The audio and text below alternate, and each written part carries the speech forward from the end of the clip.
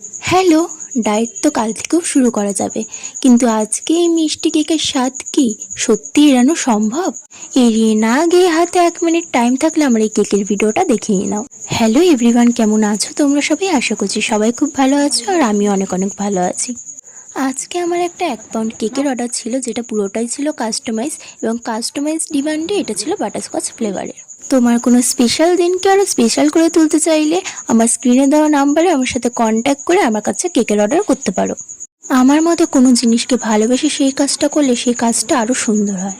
তাই কেকটাকে বানানোর সময় কেকটার প্রতি যদি আমরা একটা ভালোবাসা নিয়ে বানাই, কেকটা কিন্তু এমনিতে অমৃত হবেই হবে। তাও কেকের স্বাদকে আরও দ্বিগুণ করার জন্য আমি এখানে দিয়ে দিচ্ছি বাটারস্কচ এসেন্স।